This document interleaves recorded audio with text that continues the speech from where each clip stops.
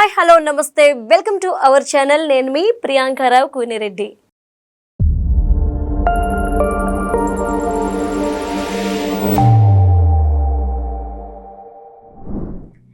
అల్లు అర్జున్ ఇప్పటి వరకు పుష్ప సినిమాకి సంబంధించి సినిమా హిట్ అవ్వచ్చు, కానీ ఇలాంటి సినిమా చిన్నపిల్లలు కానీ చదువుకునే వాళ్ళు కానీ చూడాల్సిన సినిమా కాదు. ఇది సమాజానికి మంచి చేయట్లేదు, చెడు చేస్తుంది అంటూ టీచర్స్, ప్రిన్సిపల్స్ వీళ్ళంతా చెప్పడం మనం విన్నాం. అయితే ఇకనైనా అల్లు అర్జున్ మారతాడా అనుకుంటే లేదు, నెక్స్ట్ తీయబోయే సినిమాలో కూడా సేమ్ ఇలాంటి రోల్నే ప్లే చేయబోతున్నట్లు ప్రస్తుతం సమాచారం అందుతుంది. మరి ఈ నేపథ్యంలో ఎలా చూడాలి, ఎందుకు అల్లు అర్జున్ మైండ్ సెట్ ఆ విధంగా ఉంది, దీనికి సంబంధించి మనతో మాట్లాడడానికి ఈ రోజు గరికపాటి రాజేష్ గారు ఉన్నారు. ఆయనతో మాట్లాడదాం. నమస్కారం sir. Sir, Allu Arjun Pushpa cinema తీసినప్పుడు కలెక్షన్స్ పరంగా, సినిమా పరంగా హిట్, కానీ టీచర్స్ అలానే పెద్దవాళ్ళు దీన్ని వ్యతిరేకించారు. పిల్లలు కూడా అలానే తయారయ్యి అలానే మాట్లాడుతున్నారు. ఇలాంటివి మళ్ళీ మళ్ళీ రిపీట్ అవ్వద్దు అని గవర్నమెంట్ కి వాళ్ళు ఒక రకంగా ఆర్జీ పెట్టుకున్నట్టు. కానీ అల్లు అర్జున్ నెక్స్ట్ తీయబోయే మూవీ కూడా ఇదే ప్యాటర్న్ లో, ఇదే విలనిజంతో, ఇదే మాస్ గా తీయబోతున్నట్టు సమాచారం వస్తుంది. అల్లు అర్జున్ మైండ్ సెట్ ని, ఇప్పుడు ఆయన తీరుని ఎలా అర్థం చేసుకోవాలి అంటారు? అంటే యాక్చువల్గా వీళ్ళు నటులు సినిమాలు చేసినప్పుడు ప్రేక్షకులకు మంచి నటన ఇవ్వడానికి అందుట్లో పరకాయ ప్రవేశం చేస్తారండి. అవును, అది మంచిది. అంతవరకు పరకాయ ప్రవేశం చేసి మళ్ళీ ప్యాకప్ చెప్పేసిన తర్వాత బయటకు వచ్చేస్తారు. అంతటితో అయిపోయింది, జాబ్ అయిపోయింది, మళ్ళీ మనం ఇంటికి వెళ్ళిపోతాం. ఇక ఆ పాత్ర గురించి వదిలేసేయాలి. కానీ ఇప్పుడు అల్లు అర్జున్ మానసత్వాన్ని విశ్లేషిస్తే అతని మీద ఆ పాత్రల ప్రభావం ఎక్కువగా ఉంటుంది. పాజిటివ్ కన్నా కూడా నెగిటివ్ పాత్రలు చేసిన ప్రభావం ఎక్కువగా అతని మీద ఉంటుందని స్పష్టంగా అర్థమవుతుంది అతను గమనిస్తే. ఆర్య 2 చేసినప్పుడు కూడా అట్లానే ఉందండి. తర్వాత సరైనోడు సినిమాలో కూడా అగ్రెసివ్ క్యారెక్టర్ చేస్తాడు. నా పేరు సూర్య, నా ఇల్లు ఇండియాలో కూడా క్యారెక్టర్ చాలా అగ్రెసివ్గా ఉంటుంది. అదంతా కూడా అతను అంటే సినిమాల వరకే అని చెప్పేసి దాన్ని వదిలించుకోలేకపోతున్నాడు. దాన్ని నిజ జీవితంలో కూడా అప్లై చేస్తున్నాడు. ఇప్పుడు పుష్ప 2లో ఎర్రచందనం స్మగ్లర్ పాత్ర చేశారు.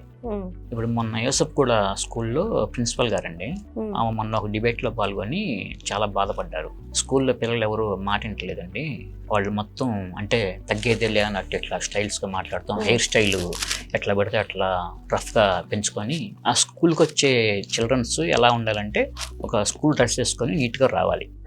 కాకపోతే దానికి విరుద్ధంగా వస్తున్నారు, వాళ్ళకి ఎన్ని చెప్పినా కూడా వింటలేదు. అదేమంటే తగ్గేదేలే అన్నట్లు స్టైల్ ఇట్లా చేస్తున్నారు. చిన్నపిల్లలు అయితే మనం కొట్టి చెప్పొచ్చు, అటు చిన్నపిల్లలు కాదు, వాళ్ళు పెద్ద పిల్లలు కాదు, అంటే 9th క్లాస్ అను 10th క్లాస్ స్టూడెంట్స్ అండి.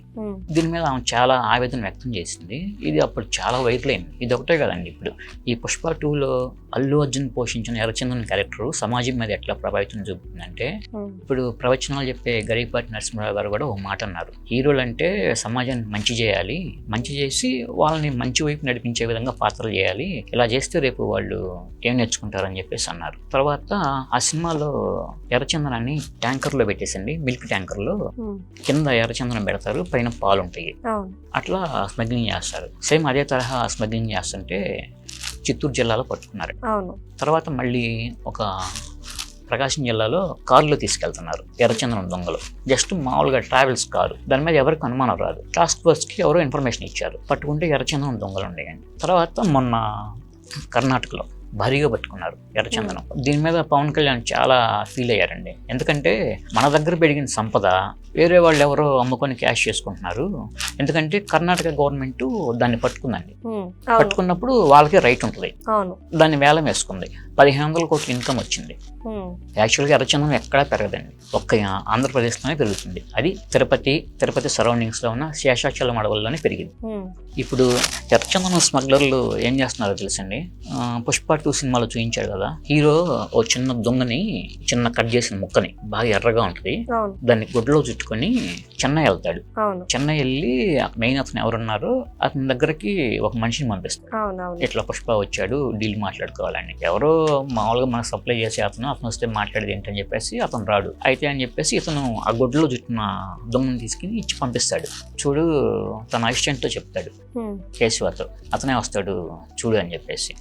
అట్లనే 5 నిమిషాల్లో అతనే పరిగెత్తుకుంటూ వస్తాడండి. నేను 30 సంవత్సరాల నుంచి ఎర్రచందనం స్మగ్లింగ్ ఫీల్డ్లో ఉన్నాను, అంటే అదొక వృత్తిగా బోలు ఆ ఫీల్డ్లో ఉన్నాను. నేను ఫస్ట్లో ఎంట్రీలో వచ్చినప్పుడు, ఎంట్రీగా స్మగ్లింగ్లోకి అడుగు పెట్టినప్పుడు ఇటువంటి క్వాలిటీ ఉన్న దొంగను చూశాను, మళ్ళీ ఇప్పుడే ఫస్ట్ టైం చూస్తున్నాను అని చెప్పేసి అంటాడు. అంటే అవి శేషాచలం కొండల్లో బాగా పైకి వెళ్ళే కొలది అండి, బాగా పైకి వెళ్ళే కొలది ఎక్కడో ఉంటాయి. కింద మామూలుగా ఈ స్మగ్లర్లు వెళ్ళే చోట సాధారణంగా నరకటానికి వెళ్తారు కదా, తమిళనాడు నుంచి వచ్చే కూలీలను, ఈ చిత్తూరు చుట్టుపక్కల ఉన్న కూలీలు, వాళ్ళకు దొరకవయ్యి పైన ఎక్కడో ఉంటాయండి. ఇట్లా ఈ ఎర్రచందనాన్ని ప్రేరేపించే విధంగా అల్లు అర్జున్ సినిమా చేశాడు. ఇప్పుడు దీనివల్ల సమాజానికి మంచి జరగల, చెడే జరిగింది. ఒకవైపు స్కూల్ హెడ్ మాస్టర్ స్వయంగా చెప్పారు, మరోవైపు పిల్లలు హెయిర్ స్టైల్తో సహా ఇవన్నీ ఎంకరేజ్ చేస్తున్నారు. తర్వాత ఎర్రచందనం దొంగలు క్వాలిటీ ఉన్నాయి, పైన ఎక్కడో ఉంటున్నాయి అనే విషయం ఆ సినిమా ద్వారా తెలిసింది. స్మగ్లర్లకి అదొక అవకాశం. ఇట్లా తర్వాత మళ్ళీ చెప్పాను కదా, మొన్న పాల్ ట్యాంక్లో సినిమాలు చూపించినట్లుగా మజిలీ చేస్తారు దొరికిపోయారని చెప్పేసి అదొకటి. ఇట్లా వీళ్ళందరూ అంటే పెద్ద పెద్ద వాళ్ళంతా ముచ్చుకున్నారు అలాంటి క్యారెక్టర్స్ చేయొద్దు అని చెప్పేసి. దానికి తగ్గట్లుగానే ఇప్పుడు సమాజం మీద చాలా విపరీతమైన ప్రభావం చూపించింది ఈ పుష్ప 2 అనే క్యారెక్టర్. కానీ ఎంత చెప్పినా కూడా వినకుండా మళ్ళీ అల్లు అర్జున్ నెక్స్ట్ సినిమా అట్లీ డైరెక్షన్లో దీపాత్రభినయం చేస్తున్నారండి. ఒక క్యారెక్టర్ మంచిగా ఉంటుందంట, ఒక క్యారెక్టర్ పూర్తిగా నెగిటివ్ షేడ్స్ ఉన్న క్యారెక్టర్, పూర్తిగా విలనిజం, అతనే హీరో అతనే విలనిజం. అంటే జనాలకి పాజిటివ్ కన్నా నెగిటివ్ ఎక్కువగా యాక్సెప్ట్ చేస్తున్నారు అనేది వాళ్ళ ఆలోచనతో ఉండి ఆ క్యారెక్టర్ని అట్లా బిల్డప్ చేసుకుంటున్నారు. అంటే సార్ ఇప్పుడు సమాజం మీద సినిమా ఎఫెక్ట్ అనేది చాలా ఉంటదని మీరు అంటున్నారు. ఆల్రెడీ నెగిటివ్ వచ్చింది, పిల్లలు పాడైపోతున్నారు అని, వాళ్ళ ఇంట్లో కూడా 2 బిడ్డలు ఉన్నారు. కాబట్టి దీన్ని దృష్టిలో పెట్టుకోనైనా అల్లు అర్జున్ ఇకపై ఇలాంటి సినిమాలు చెయ్యడు అని అందరూ భావించారు. ఎందుకంటే వాళ్ళ నాన్నగారు కూడా ప్రొడ్యూసర్ గా ఒక మంచి గుర్తింపు ఉన్న వ్యక్తి కాబట్టి. కానీ మళ్ళీ ఇలాంటి క్యారెక్టర్స్ చూస్ చేసుకుంటున్నారు అంటే వాళ్ళకి కేవలం కావాల్సింది డబ్బు ఒకటేనా, లేదంటే ఇంకా వేరేవేమీ పట్టవంటారా? వాళ్ళకి మిగతావన్నీ అవసరం లేదండి, ఎందుకంటే వాళ్ళు ఓన్లీ కమర్షియల్. హీరోగా చేసినందుకు డబ్బులు కావాలి, తర్వాత తనకి దేశవ్యాప్తంగా పేరు కావాలి. అంటే సినిమా అది అందుట్లో పాజిటివ్ క్యారెక్టరా నెగిటివ్ క్యారెక్టరా అనేది అతనికి అనవసరం. జనాల మైండ్ సెట్ ఎట్లా ఉంది, ఎట్లా మనం అయితే వెళ్ళగలుగుతాము, వాళ్ళని ఆకర్షించుకోగలుగుతాము అనేది వాళ్ళకి మెయిన్ పాయింట్. దాన్ని బేస్ చేసుకుని వెళ్తున్నారు. అంటే కొంచెం ప్రేక్షకులకి డిఫరెంట్గా ఉన్న క్యారెక్టర్స్ చూపించినప్పుడు వాళ్ళు లైక్ చేస్తారు. మామూలుగా ఆ ప్రేక్షకుల్లో ఉన్న బలహీనతని వీళ్ళు క్యాష్ చేసుకుంటున్నారు. యాక్చువల్గా సమాజం మీద బాధ్యత ఉన్న ఏ ఒక్కరు కూడా ఇలాంటి క్యారెక్టర్స్ చేయరండి. ఇప్పుడు ఇతనితో పాటే మహేష్ బాబు ఉన్నాడు కదా, స్టార్ హీరో. ఇప్పుడు అతను ఎటువంటి సినిమాలు చేస్తున్నాడండి? శ్రీమంతుడిలో గ్రామాన్ని దత్తత తీసుకుంటాడు, సమాజాన్ని బాగు చేసి మంచి నిర్ణయం. ఆ సినిమా చూసి చాలా మంది ముందుకొచ్చారు. ఆ సినిమా తర్వాతే తెలంగాణలో ఒక విలేజ్ ని, ఏపీలో ఒక విలేజ్ ని మహేష్ బాబు దత్తత తీసుకున్నాడు. కొన్ని జూనియర్ ఎన్టీఆర్ ఏమైనా నెగిటివ్ క్యారెక్టర్స్ చేస్తున్నాడండి? రామ్ చరణ్ చేస్తున్నాడా? ఏ స్టార్ హీరోలు ఎవరు చేయట్లా, అల్లు అర్జున్ ఒక్కడే చేస్తున్నాడు. ఎందుకంటే తక్కువ టైంలో ఎక్కువ పేరు సంపాదించుకోవాలి, తక్కువ టైంలో ఎక్కువ డబ్బు సంపాదించుకోవాలి. మీరు డబ్బు అంటే గుర్తుకొచ్చింది, నెక్స్ట్ తీయబోయే సినిమాకి కూడా ఆయన ప్రొడ్యూసర్స్ దగ్గర నుండి 300 కోట్ల రూపాయలు రెమ్యూనరేషన్ అడిగినట్టు, వాళ్ళు మేము అంత ఇవ్వలేము అని చెప్పినట్టు ఒక టాక్ నడుస్తుంది. ఇందులో వాస్తవం ఎంత అయ్యి ఉండొచ్చు? యాక్చువల్గా అట్లీ డైరెక్షన్ లో చేసే సినిమాని సన్ మూవీస్ వాళ్ళు తీస్తున్నారండి. సన్ పిక్చర్స్ అంటే వాళ్ళు మొత్తం పెద్ద బ్యానర్. వాళ్ళు చేసే ప్రతి ట్రాన్సాక్షన్ కూడా వైట్ లోనే ఉంటది. ఆన్లైన్ ట్రాన్సాక్షన్స్, చెక్స్ అట్లానే ఉంటాయి. ఇతను 300 కోట్లు అడిగిన మాట వాస్తవమే. అయితే వైట్ గా ఇస్తాను తీసుకోండి అన్నారు, వద్దన్నాడు. అందుకని చెప్పేసి చివరికి ఫైనల్ గా 170 కోట్లకి రెమ్యునరేషన్ ఫైనల్ అయిందండి వైట్. ఇక 170 కోట్లు జిఎస్టీ కానీ ఇట్లాంటివన్నీ ఇతను చూసుకుంటాడు. అంత రెమ్యునరేషన్ డిమాండ్ చేయడం వల్ల ఏంటంటే ఇప్పుడు ఇండియాలో అందరికన్నా ఎక్కువ రెమ్యునరేషన్ తీసుకున్న హీరో నేను అనే ఒక రికార్డు, ఎంతసేపటికి రికార్డు నేనే స్థాపించాలి, ప్రతి ఒక్కటి నా పేరు మీదే ఉండాలి, ఆ తాపత్రయం అన్ని అతని మీదే ఉన్నాయి. దీనివల్ల ఏమవుతుందంటే అన్ని స్టెప్ బై స్టెప్ గా తప్పుడు అడుగులు వేసుకుంటూ వెళ్తున్నాడు. దీనివల్ల సమాజానికి హాని జరుగుతుంది, ఆ విషయాన్ని మర్చిపోతున్నారు. ఇప్పుడు పుష్ప 2 తొక్కిసలాట దగ్గర నుంచి జరిగిన పరిణామాలన్నీ కూడా బేరీజ్ వేసుకుంటూ వస్తే వీళ్ళన్నీ కూడా అల్లు అర్జున్ వైపే చూపిస్తున్నాయి.